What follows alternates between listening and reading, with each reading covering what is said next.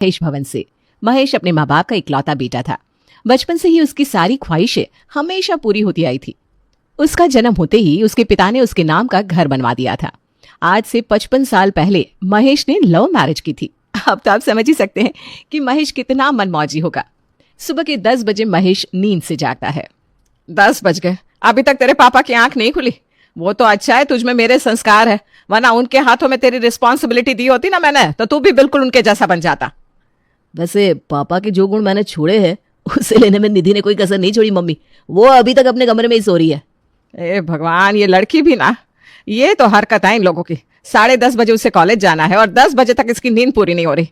जाकर उसे उठा, तब तक मैं उसका टिफिन पैक कर देती हूँ और तेरे पापा का नाश्ता लगा देती हूँ। सुषमा फौरन रसोई में जाती है और खाना गर्म करके टेबल पर लगाने लगती है। अंगड़ाई लेता हुआ महेश अपने कमरे से बाहर आता है। खाना लग गया है, मुंह हाथ धोकर आइए और खाने पर बैठ जाइए। अरे अभी कैसे है सुषमा जी? हाँ, अभी कैसे? अभी तो मैं अपने जूते में पॉलिश करूंगा, अपनी दाढ़ी को कलर करूंगा, बाल रंगूंगा, फिर पानी गर्म करूंगा, आधा घंटा टीवी देखूंगा, फिर नहाऊंगा और तब जाकर खाऊंगा। अरे हरकतें बदलिए आप। 1 महीने में आपकी बहू आने वाली है। बहू अगर देखेगी कि ससुर की ऐसी हरकत है तो वो क्या सीखेगी? बहू को मुझसे सीखने की कोई जरूरत नहीं है, बल्कि उसे हमें यह दिखाने की जरूरत है कि वो अपने मायके से क्या सीख कर आई है। और मेरे देर से उठने से क्या सीख लेगी? वो कुछ नहीं सीखेगी। जहां स्ट्रिक्ट होना है वहां स्ट्रिक्ट भी हूं मैं, वरना इतने पैसे होने के बाद भी करण कभी अपनी पढ़ाई पूरी नहीं करता। अच्छा, तो फिर निधि के बारे में क्या कहेंगे आप? तभी कमरे से बाहर आकर निधि कहती है, मेरा क्या है मम्मी, मैं तो पराये घर चली जाऊंगी। कुछ दिन तो सोने दो यहाँ मुझे। वहां तो लोग मुझे 6 बजे उठा देंगे। वैसे भी भाभी आने वाली है इस घर में। अब बहू के आने के बाद बेटी को कौन ही पूछेगा। करण का रिश्ता प्रिया से तय हुआ था और 1 महीने बाद दोनों की शादी थी। एक छोटे से परिवार में आने की बात से प्रिया बड़ी खुश थी। ठाकुर जी की कृपा है भाभी जी, जो छोटा परिवार मिल गया। अगर 3-4 भाइयों का परिवार होता तो पूरी जिंदगी प्रिया की रसोई में ही कट जाती हम लोगों की तरह। आज तक हमारे सर से पल्लू नहीं हटा सके हम। थैंक गॉड, ये सब ड्रामा वहां नहीं है मम्मी। करण के पापा तो खुद अपनी बेटी को जींस लाकर देते हैं। खुद इतने अच्छे से बन सवर कर रहते हैं वो। कोई देखकर कह नहीं सकता कि 55 साल की उम्र है उनकी।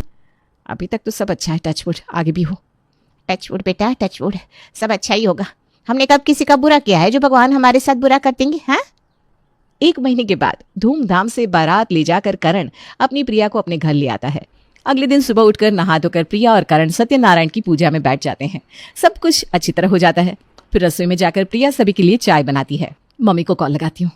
अच्छा हुआ बेटा तूने कॉल कर दिया, मैं तुझे फोन कर दी वाली थी। सब कैसा है वहाँ बेटा?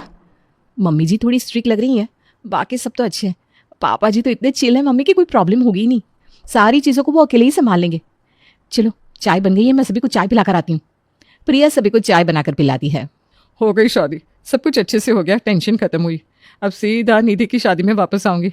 चल महेश, अब तू मुझे मेरे घर छोड़ा। महेश अपनी बहन को उसके घर छोड़ने चला जाता है और 2 दिन के बाद वापस लौटता है। रात को प्रिया सभी को खाना बनाकर परोसती है। ये कैसा सादा खाना बना दिया बहू तूने, जरा भी स्वाद नहीं है खाने में। और मैंने तुझे फोन पर लहसुन की चटनी बनाने को बोला था ना, कहाँ है चटनी? वो लाल वाली चटनी लहसुन की तो है पापा जी, लहसुन और मूंगफली की। लहसुन और मूंगफली की कौन सी चटनी होती है?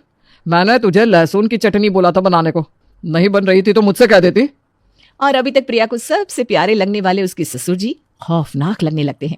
महेश गुस्से से प्लेट को आगे सरकाकर अपने कमरे में चला जाता है। ये तो नाराज हो गए। एक बात याद रखना प्रिया, इस घर में एक बार तू मुझे नाराज कर सकती है पर अपने पापा जी को नहीं। इन्होंने एक बार किसी चीज की चाह कर ली सो कर ली। मैंने कभी पहले लहसुन की चटनी बनाई नहीं थी ना मम्मी जी, तो मुझे लगा मूंगफली डालने से शायद वो ठीक से बनेगी। मैं फिर से जाकर लहसुन की चटनी बनाती हूँ। अभी तो 8 ही बजे हैं, दोबारा से खाना परोस दूंगी पापा जी को, तब तक आप सब खाना खाइए। प्रिया फिर से रसोई में जाती है और अपने ससुर जी के लिए यूट्यूब से देखकर लहसुन की चटनी बनाकर तैयार कर लेती है और फिर से खाने की प्लेट तैयार कर अपने ससुर जी के पास कमरे में लेकर जाती है। पर खाने का पहला निवाला लेते ही महेश और चिढ़ जाता है। खाना बना रही हो बहू के मजाक कर रही हो तुम? नहीं मन है बनाने का तो कह दो। सुषमा जी कहाँ हैं आप? गड़बड़ाती हुई सुषमा कमरे में आती है। क्या हो गया जी आपको? इतना क्यों चिल्ला रहे हैं? दीदी से कोई बात हो गई क्या? दीदी से क्या बात होगी? उनके पास जाकर तो मैं खुश था। इतनी अच्छी लहसुन की चटनी खिलाई दीदी ने कि मूड ही हरा हो गया। मुझे लगा चटनी ही तो है, बहू भी बना लेगी, पर नहीं, यहाँ तो किसी से भी चटनी नहीं बन रही। एक ब्रेड सेक कर ला दो, वही खाकर सो जाऊंगा। सुषमा समझ जाती है कि उसके पति को ये चटनी का भूत कहाँ से चढ़ा है। हॉल में जाकर वो अपनी ननद को फोन लगाती है। जिस हिसाब से महेश मेरे सामने उस चटनी को मांग मांग कर खा रहा था, मुझे लगा ही था कि उसे बड़ी पसंद आई है। इसीलिए उसके मना करने के बाद भी शीशी में भरकर मैंने उसके बैग में रख दी थी। निकाल कर खिला दे उसे। थैंक यू बुआ जी, आपने तो मेरी टेंशन ही दूर कर दी, वरना पता नहीं आज यहाँ क्या होता। कुछ दिन तो किरण की भेजी हुई चटनी चलती है, पर चटनी कितने दिन चलती। जिस दिन चटनी खत्म होती है उसी दिन से खाने की टेबल पर कलेश फिर से शुरू। वो स्वाद नहीं आ रहा ना पापा खाने में।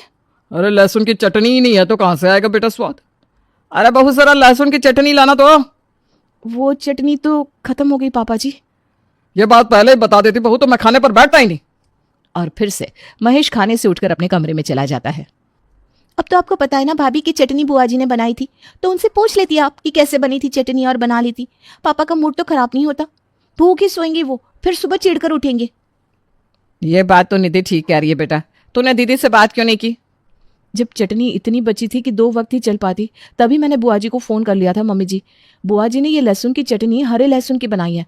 मैं आज सुबह ही मार्केट में गई थी, पर वहाँ कहीं हरे लहसुन बिकते ही नहीं है। हरे रंग के भी लहसुन आते हैं? बताओ तो, मुझे तो आज पता चल रहा है। क्या नहीं होता बेटा, प्रकृति में सब कुछ होता है।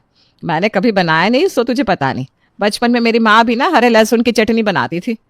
अच्छा, पर ऐसा कैसे हो सकता है प्रिया कि इतने बड़े शहर में कहीं हरा लहसुन ही नहीं है? अगर ऐसी कोई चीज़ होती है तो मिलती होगी। अरे तू ही कल जाकर मार्केट में पता कर बेटा, क्योंकि अगर हरा लहसुन नहीं मिला तो फिर से तेरे पापा घर का माहौल खराब कर देंगे। जाकर उन्हें एक ब्रेड सेक कर दे देती हूँ, कुछ तो खाए। दिल्ली की सुबह सुबह की ठंड में करण हरा लहसुन ढूंढने मार्केट में निकल जाता है। इस दुकान से उस दुकान, उस दुकान से उस दुकान पर हर जगह एक ही जवाब मिलता है। इस तरफ हरा लहसुन कोई खाता नहीं भैया, तो हम लाते भी नहीं। यहाँ तो कहीं नहीं मिल पाएगा आपको हरा लहसुन। अरे भाई, तुम मुझसे ज्यादा पैसे ले लो, 2 गुना 4 गुना पैसे ले लो, पर मुझे कहीं से भी हरा लहसुन लाकर दे दो भाई। अपने भाई का दर्द समझो, तुम भी तो मर्द हो। बाप रे बाप, क्या हरे लहसुन की जड़ों में सोने निकाल रहे भैया, जो आप 4 गुने पैसे देने को भी तैयार हो गए। अब ये प्रिया क्यों फोन करने लग गई? उसे कैसे बताऊं कि नहीं मिला लहसुन अभी तक? अच्छा, भाऊजी का खौफ है, तभी कुछ सोचना पड़ेगा। मेरे घर की खुशहाली की बात है भाई, कुछ तो उपाय बता, क्या करूं? लहसुन तो आराम से छत पर उगाए जा सकते हैं, या घर के बाहर कोई छोटी सी जगह है तो वहाँ। अब घर बचाना है तो इतनी मेहनत तो करनी पड़ेगी। और ये बुरी खबर करण आकर अपनी बीवी को देता है। अब ये लहसुन का पौधा कहाँ मिलेगा? अब क्या होगा मम्मी जी? अरे कुछ नहीं होगा बेटा, तू टेंशन ना ले, कोई ना कोई दिमाग लगा लेंगे हम। सुषमा ये कह रही होती है कि तभी बाहर से भागती हुई निधि वहां आती है। मम्मी मम्मी जल्दी चलो, बगल वाली सोमा आंटी के घर से उसी लहसुन की चटनी की स्मेल आ रही है जो बुआ जी ने भेजी थी। चटनी मिली भी तो ऐसे लोगों के घर में जिनसे हमारी बातचीत ही बंद है। पर अगर वो ऐसी ही चटनी बना रही है मम्मी, मतलब उनको कहीं से तो हरे लहसुन मिल रहे हैं। निधि के नाक पर तुम लोग भरोसा मत करो, आधे से ज्यादा वक्त तो इसका नाक बंद रहता है।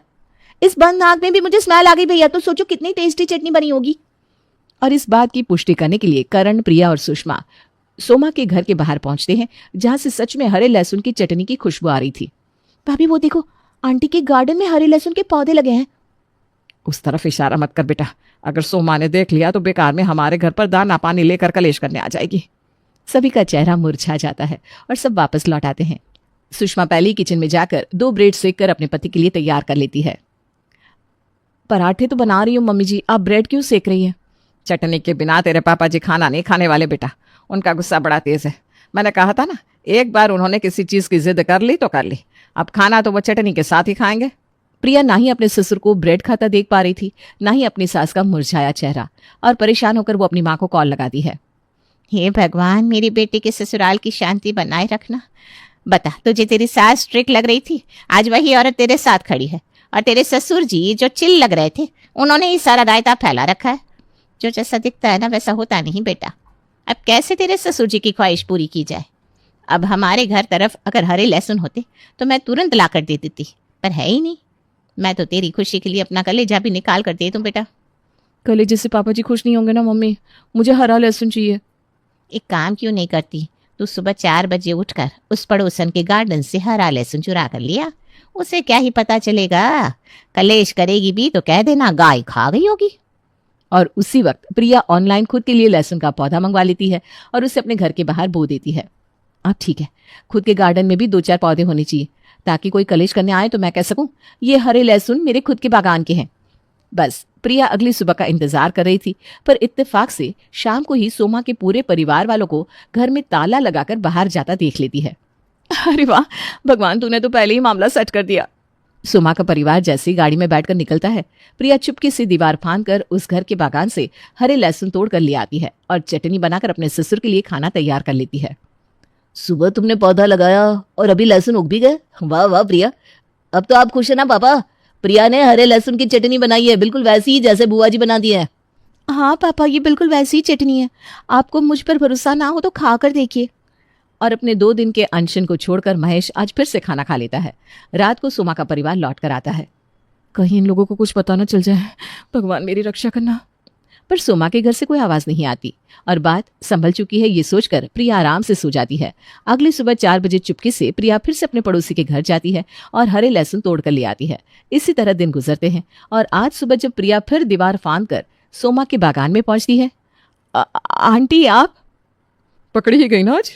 देखिए जी, ये क्या कर रही थी? लहसुन की चोरी। इतनी मुश्किल से हम अपने बागान में लहसुन उगाते हैं और ये खा जाती है।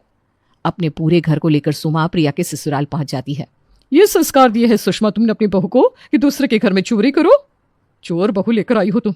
अब कहाँ गए तुम्हारे खानदान के उसूल? तो यहाँ से लहसुन ला रही थी प्रिया। मुझे प्रिया के लिए बहुत बुरा लग रहा है। ये लो 20,000 रुपये और अपना ड्रामा समेटो। महेश कहता तो कुछ नहीं, पर अब उसे लहसुन की चटनी नहीं मिल पाएगी इस बात की चिढ़ उसके चेहरे पर साफ साफ दिख रही थी। लहसुन की चटनी का प्रॉब्लम कब सॉल्व होगा भगवान? सुबह 8 बजे जब प्रिया हरे लहसुन के पौधे में पानी देने जाती है तो क्या देखती है कि लहसुन बनकर तैयार है। अब तो महेश रोज चटनी खाता, पर कहता है ना, इंसान की जिद उस पर ही भारी पड़ जाती है। सभी का नाश्ता ओवर होने वाला था, पर महेश अभी तक खाने पर नहीं आया था। कहाँ है जी आप? आपकी फेवरेट चटनी बनी है। आजकल ये बाथरूम में बहुत देर लगा देता है। कुछ देर बाद लड़खड़ाते हुए महेश बाथरूम से बाहर आता है और खड़े होकर हाथ में प्लेट लेकर खाना शुरू करता है। बैठ के आराम से खाइए ना पापा जी, अब तो हरे लहसुन की चटनी भी है। एक लहसुन मेरे भी उगाया है बहू, बैठ नहीं पाऊंगा।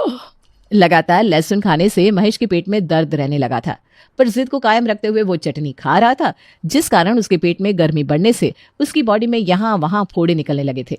रात को बिस्तर पर मेरे पेट, लगता है पेट में भी घाव निकल आया है सुषमा जी। आप एक बार डॉक्टर को दिखाइए ना बैठ पा रहे हैं ना सो पा रहे हैं। कल सुबह होते ही मैं डॉक्टर भैया को बुलाती हूँ। और डॉक्टर आते ही एक ही बात कहते हैं, भगवान तुम्हें बचा रहे थे महेश, इसलिए हरे लहसुन नहीं मिल रहे थे तुझे, पर हमेशा से सब कुछ मिलता आया है ना तुझे। इस चीज को कैसे ना हासिल करता तू? अब भुगत। नहीं भाई नहीं, मुझे बचा ले, मैं कसम खाता हूँ अब कभी बेफिजुल की जिद नहीं पालूंगा। महेश का गुरूर हमेशा के लिए टूट जाता है और हरे लहसुन का चैप्टर क्लोज हो जाता है।